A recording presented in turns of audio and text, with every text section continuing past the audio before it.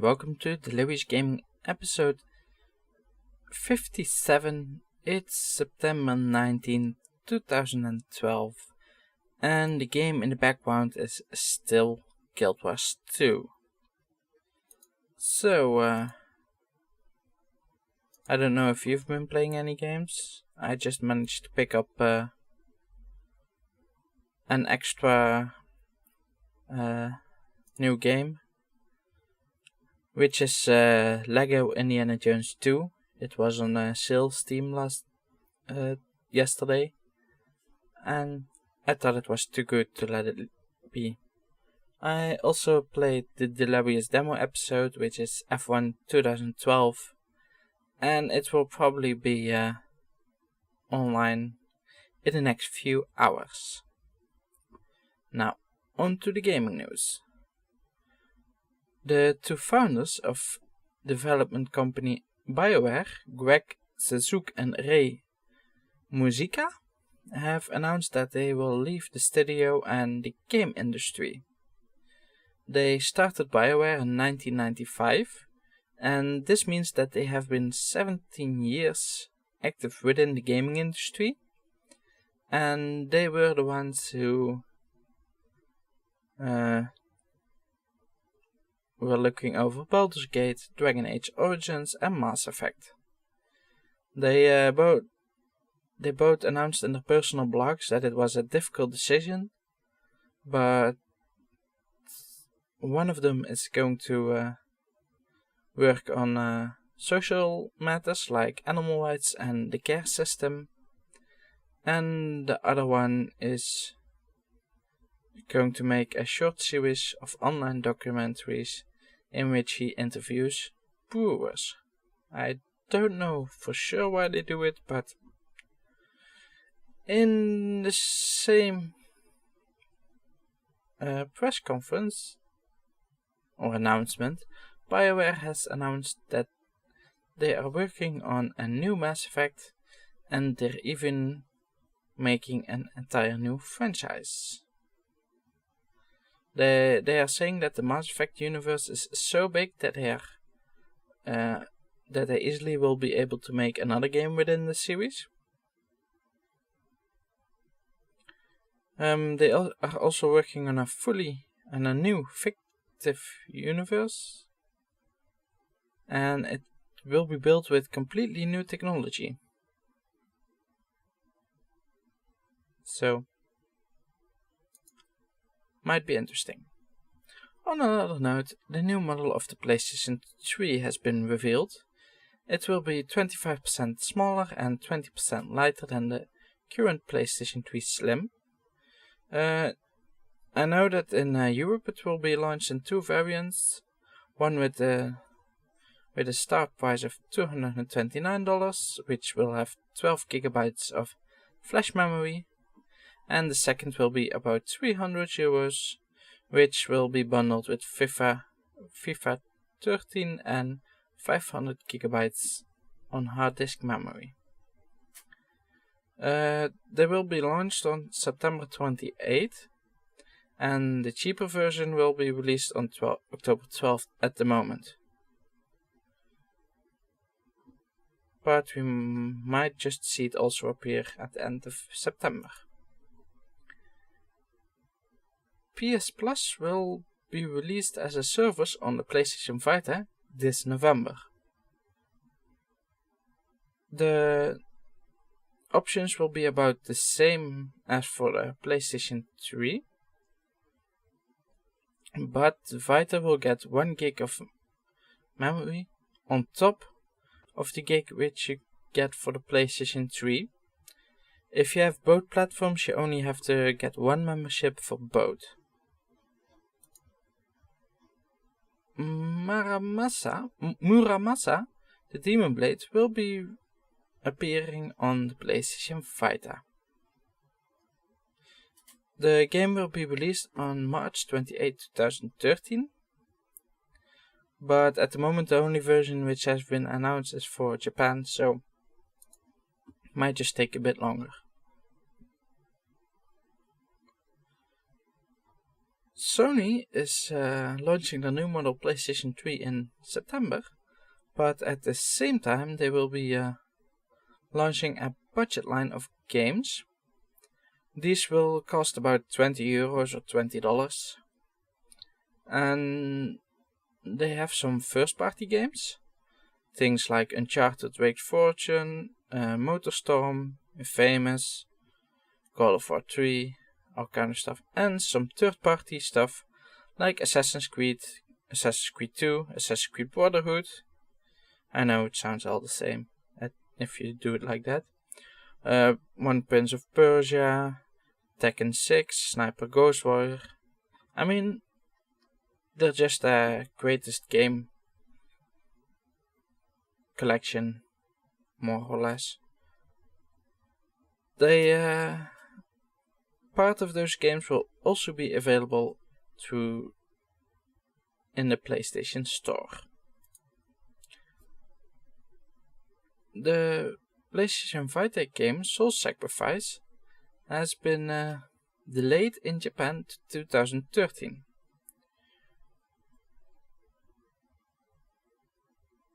We don't know for sure why, but seeing as they don't have any release dates in the rest of Europe, this just might be, on the rest of the world, excuse me, this might just mean for all of them that they will be quite a lot later.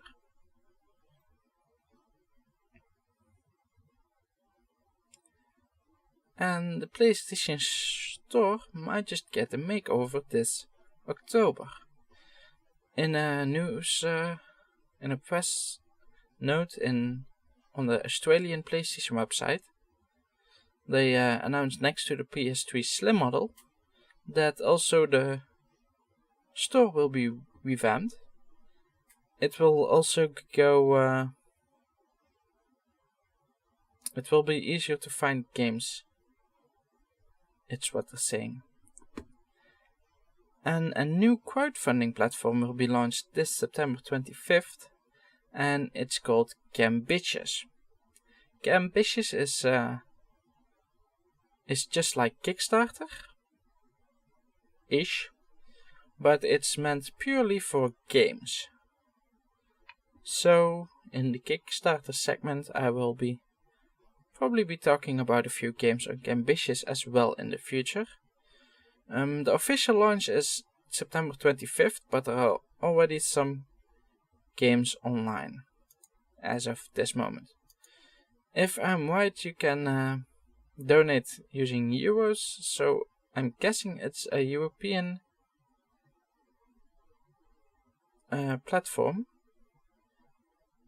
You can donate as little as €20 at the moment.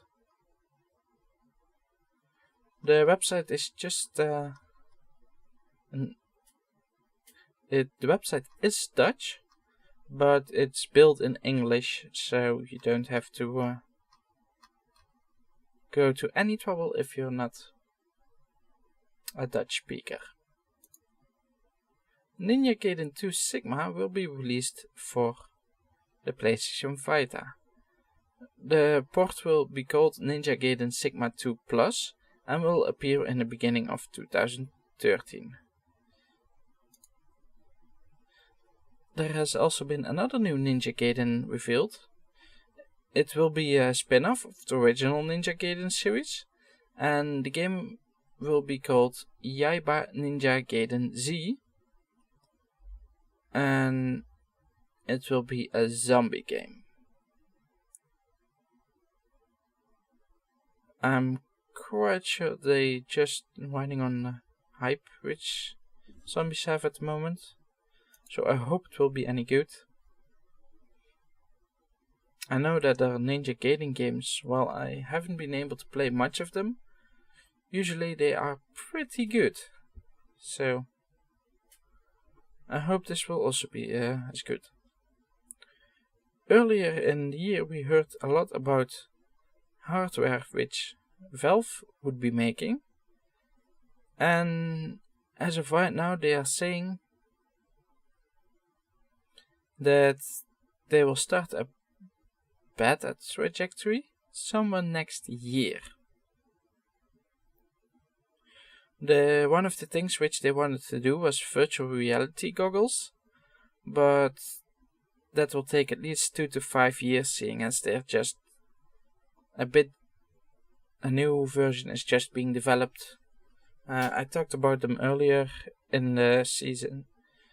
They appeared on Kickstarter and are looking quite good, and I heard that they are working together with Valve to appear for a lot of other games. One of the things which Valve is trying to achieve with this hardware is a good controller so that people can play in their living room without using a mouse and keyboard. And some sad news for Kickstarter. So it has been leaked out that some publishers have tried to well, at least we know of one developer which has this problem. Obsidian Entertainment came out with the fact that multiple developers of publishers wanted them to put games on Kickstarter with the developers still as owners of the game. So this would mean that Obsidian Entertainment would have to develop the game, put it on Kickstarter, get a lot of money, pay almost all that money back to the publisher, and that the publisher would release the game later on and sell it for a normal new game. Of course, they told them to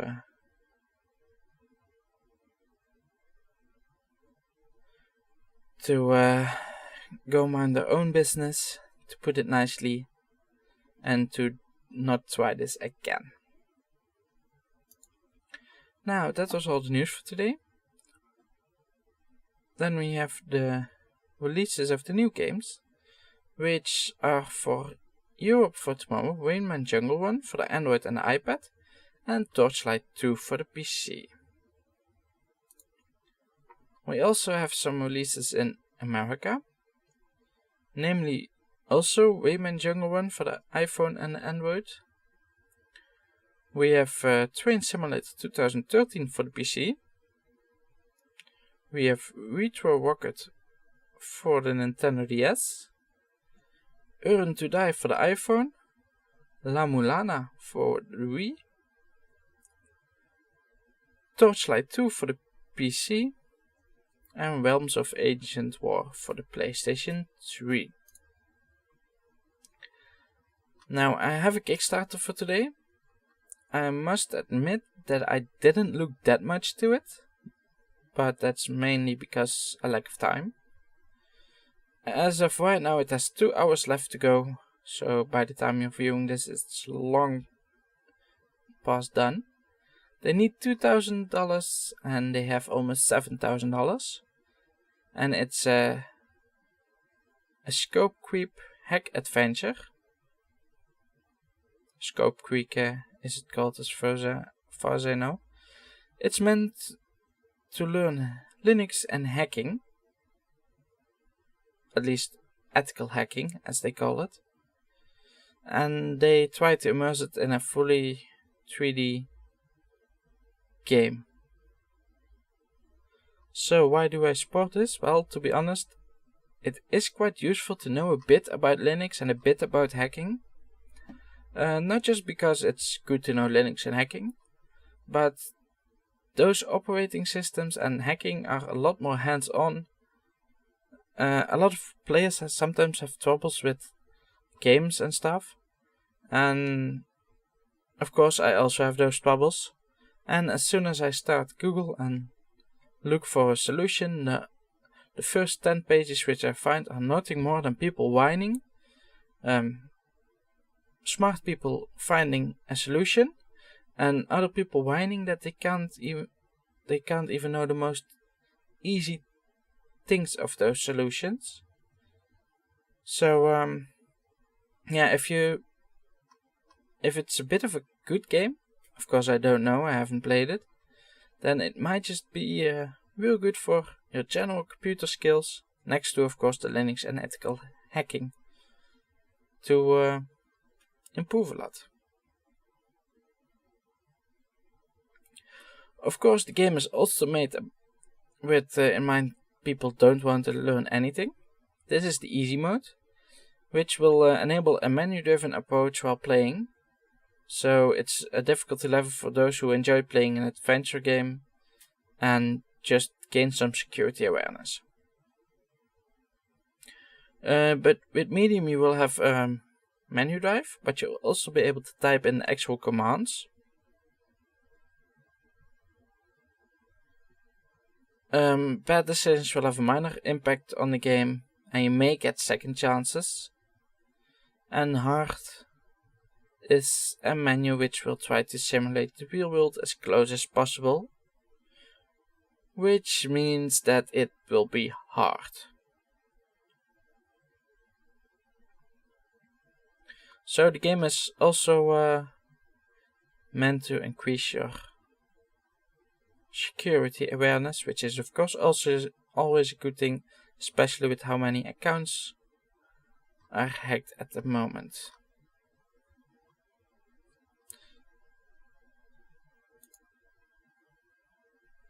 So that was all for today. If you have any questions, you can send them to youtube@heldhoofd.com. If you want to view any of the links, I have posted them on the blog. If you're not watching on the blog but on YouTube, you can find the link to the blog post in the description. And I'll see you guys tomorrow.